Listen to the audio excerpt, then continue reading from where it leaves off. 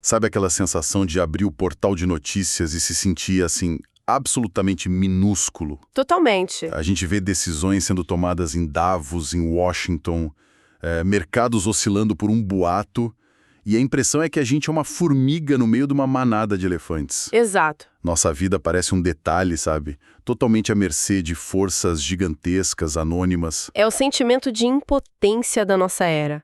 E o que a gente vai fazer hoje é analisar um texto que pega exatamente essa sensação e, assim, vira ela de cabeça para baixo. Vamos usar uma história de mais de 2000 anos, a do Natal, mas por uma ótica que a transforma numa resposta direta a esse sentimento. E qual é a nossa fonte para essa análise? É um trecho do livro Boas Novas de Grande Alegria, de John Piper. Ele propõe uma releitura bem radical do poder e do propósito por trás dos grandes eventos mundiais. Então a missão aqui é investigar essa proposta. A ideia de que, talvez, as manchetes dos jornais contem uma história, mas por trás delas, uma outra narrativa muito mais pessoal, intencional, esteja se desenrolando. É uma ideia bem ousada. E é por isso que vale a pena a gente mergulhar nela. Exatamente. Vamos explorar como um decreto imperial, uma profecia antiga e a viagem de um casal desconhecido podem, segundo essa perspectiva, nos ensinar a ver o nosso próprio lugar no mundo de uma forma completamente diferente. Ok, então vamos para o ponto de partida de tudo isso. Roma.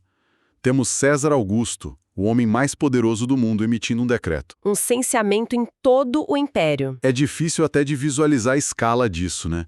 Uma única ordem que colocou literalmente o mundo inteiro em movimento.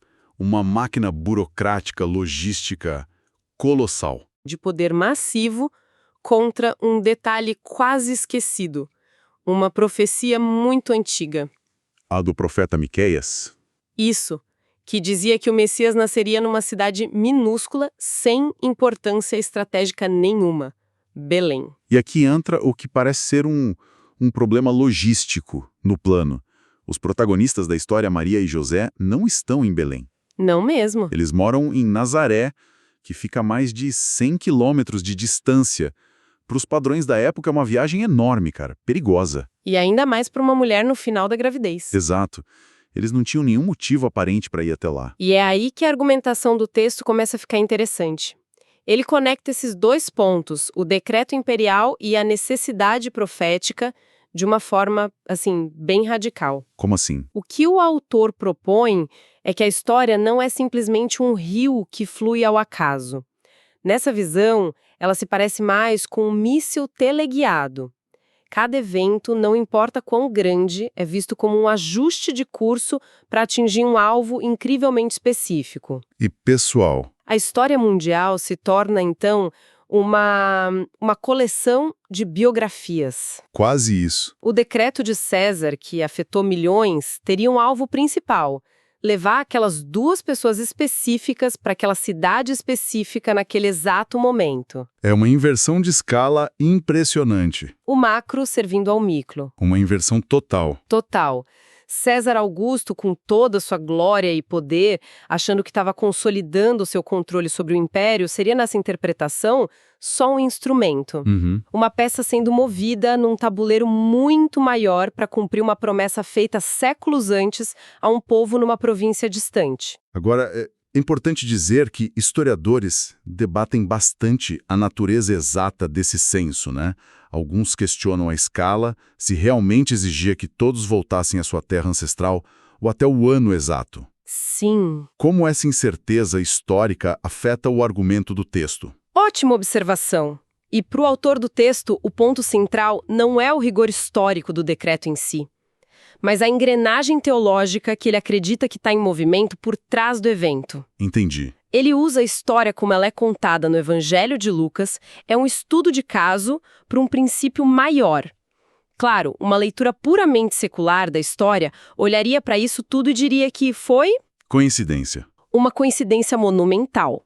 Um acaso extraordinário. Certo. Duas narrativas em conflito, então. De um lado, o caos e a coincidência, do outro, um propósito meticuloso. Exato. E a força da argumentação do texto está justamente na recusa em aceitar a coincidência como uma explicação satisfatória, para eventos dessa magnitude, com essas consequências.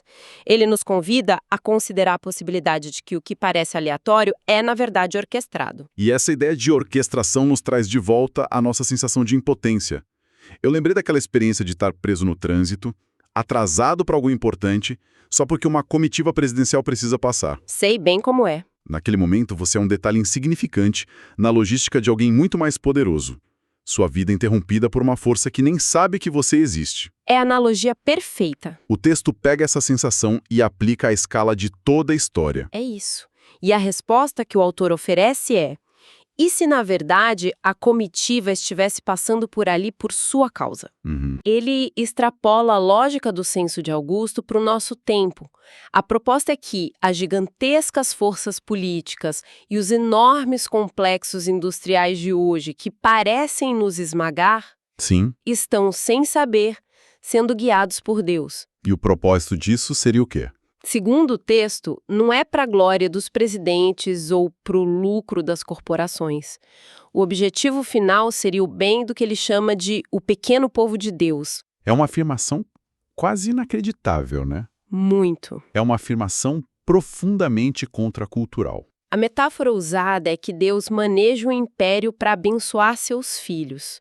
O censo de César é o exemplo-chave. Certo? Nessa leitura, o objetivo final daquele ato imperial não era fortalecer Roma, mas garantir que a promessa fosse cumprida em Belém para Maria e José. E a aplicação para hoje? A aplicação direta para hoje é que os eventos que a gente lê nas manchetes, por mais distantes ou assustadores que pareçam, estariam sendo orquestrados para o bem daqueles que são considerados pequenos e insignificantes aos olhos do mundo. Ok, mas isso soa perigosamente próximo de uma certa teologia da prosperidade, não acha? A ideia de que o universo conspira a meu favor. Sim, é um risco. Se Deus está movendo impérios para me abençoar, minha vida não deveria ser mais fácil? Eu não deveria estar livre de problemas, com a conta bancária em dia e sem trânsito no caminho? Porque a realidade de muita gente não é essa. E essa é a nuance mais crucial de todo o argumento. É o ponto onde o texto se afasta completamente dessa interpretação simplista. Ah, bom. O autor é muito enfático ao dizer que a presença dessa mão divina nos eventos não deve de forma alguma ser medida pela nossa prosperidade material, pelo nosso conforto ou pela ausência de adversidades. Então a régua para medir essa bênção é outra. Completamente outra.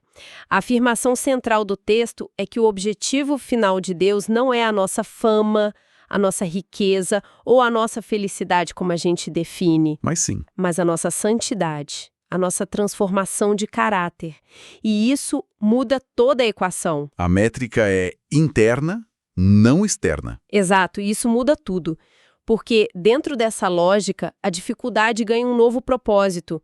A própria viagem de Nazaré a Belém não foi um passeio no parque. Longe disso. Foi desconfortável, estressante, inadequada. Eles chegam e não têm lugar para ficar. O Messias nasce em condições precárias. Se o objetivo fosse conforto, o plano falhou miseravelmente. Exatamente. A adversidade, a luta, a perda, tudo isso pode ser visto como um dos meios que Deus utiliza para forjar o caráter, para buscar essa santidade. Entendi. A viagem difícil não foi um obstáculo ao plano, ela era parte do plano.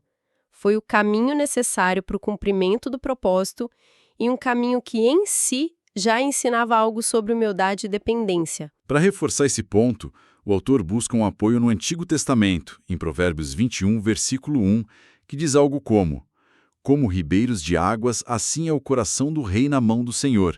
Este, segundo o seu querer, o inclina. Essa imagem é a chave. O que essa imagem quer dizer, exatamente? Essa imagem é a chave para entender a profundidade do controle que o texto propõe. Pensa num ribeiro de água. Ele não tem vontade própria. Ele não decide vir à esquerda ou à direita. Ele segue o canal. Ele segue o canal que foi cavado para ele. A imagem é a de um poder soberano que não apenas move as circunstâncias externas, como exércitos ou decretos, mas que também pode influenciar e direcionar as motivações internas, o coração, a vontade dos líderes mais poderosos do mundo. Então não é só que Deus usa as ações dos líderes, mas que ele pode, de alguma forma, inclinar a própria decisão deles na direção que ele quer. Precisamente. A ideia é que o desejo de César Augusto de fazer um censo, que para ele parecia uma decisão puramente sua motivada por poder, por economia, já era, nessa visão, o resultado de uma inclinação divina. E os propósitos para essa inclinação não são imediatos ou materiais. O texto os define como salvadores, santificadores e eternos. É um jogo de longo prazo. Exatamente. A história não é uma série de acidentes políticos, mas um processo de transformação espiritual e redenção para um grupo de pessoas. Então, para a gente amarrar tudo isso, o que tudo isso significa no final das contas? A gente começou com um decreto imperial que abalou o mundo e terminou com uma reflexão sobre o lugar do indivíduo no meio de tudo isso. Sim. A jornada de Maria e José, forçada por um imperador, se torna um microcosmo de um princípio muito maior. Um princípio que o texto resume numa frase muito simples e poderosa. Ele é um grande Deus para pessoas pequenas. A conclusão é que, sem que saibam, todos os reis, presidentes, CEOs e líderes mundiais estariam, segundo essa visão, apenas executando os decretos de um plano maior. Para que os filhos de Deus sejam, no fim das contas, moldados à imagem de Cristo. É, sem dúvida, uma forma de reenquadrar completamente aqueles sentimentos de impotência e insignificância de que a gente falou no início. Sem dúvida. É uma sugestão de que, por trás do ruído das manchetes e do aparente caos dos acontecimentos, talvez exista uma narrativa pessoal e intencional se desenrolando. Para quem tiver olhos para ver, claro. E isso levanta uma questão final, uma questão bem prática, na verdade. Se alguém decide adotar essa lente, nem que seja como um exercício de pensamento, como isso altera a maneira como essa pessoa interage com o noticiário diário? Certo. Em vez de consumir as manchetes com ansiedade, com raiva ou com um distanciamento cínico, o que significaria procurar ativamente por um propósito maior por trás das ações dos líderes e dos movimentos globais que moldam o nosso mundo? Deixa de ser um espectador passivo e assustado da história. E passa a ser um intérprete ativo, buscando um significado mais profundo.